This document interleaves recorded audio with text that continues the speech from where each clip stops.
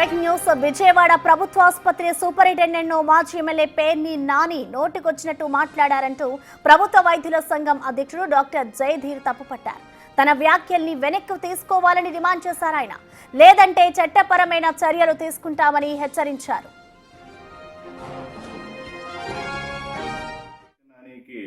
ఏదన్నా ఇబ్బందులున్నా లేదనుకుంటే అనుమానాలున్నా ఈ కన్సర్న్డ్ అధికారుల్ని ఉన్నతాధికారుల్ని ఖచ్చితంగా సంప్రదించి ఆయన అనుమానాలు అన్నీ కూడా నివృత్తి చేసుకోవచ్చు.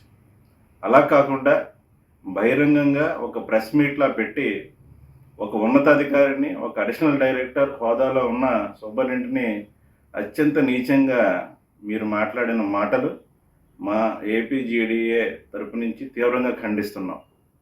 ఈ వ్యాఖ్యల్ని పేరు నాని నువ్వు తక్షణమే వెనక్కి తీసుకో, లేదనుకుంటే చట్టపరమైన చర్యలు తీవ్రమే తక్షణమే నీ మీద మా ఏపీజీడీఏ నుంచి చర్యలు ప్రారంభిస్తామని చెప్పి తెలియజేసుకుంటూ నిన్న విజయవాడ హాస్పిటల్ సూపరింటెండెంట్ ను ఉద్దేశించి పేర్ని నాని ఏమన్నారో ఒకసారి చూద్దాం. విజయవాడ హాస్పిటల్లో ఇక్కడ సూపరింటెండెంట్ అనే ఒక వ్యక్తి ఉన్నాడు.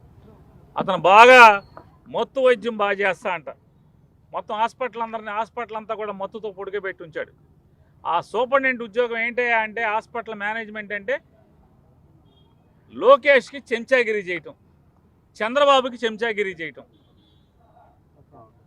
మొత్తం అందరి డాక్టర్ని స్టాఫ్ని క్యాజువాలిటీ డాక్టర్ని ఆయన క్యాజువాలిటీకి వచ్చేసి ఎవడు ఏ కాగితం రాయిబాకండి, అడ్మిట్ చేసుకోబాకండి, మీరెవరు కూడా అతనికి పరీక్షలు రాయబాకండి అని చెప్పి వచ్చి ఇన్స్ట్రక్షన్స్ ఇస్తాడు. ఇవాళ ఇక్కడ ఈ మత్తు డాక్టర్ హాస్పిటల్లో ఉద్యోగం వచ్చిన కాడి నుంచి ఈ బెజవాడ హాస్పిటల్లోనే ఉద్యోగం అంటే ఎంతమందికి చెంచాగిరి చేసి ఎంతమందికి ఏమేం చేస్తే ఒక ప్రభుత్వ ఉద్యోగి చేరిన చోట నుంచి బెజవాడలోనే ఇన్నాళ్ళు ఎందుకుంటాడు ఈ మత్తు డాక్టర్. ఇట్లాంటి వాళ్ళు ఇట్లాంటి దగులుబాజీ పనులు చేయబట్టి ఉంటారు. విన్నారుగా, పేర్ని నాని ఘాటుగానే రెచ్చిపోయారు.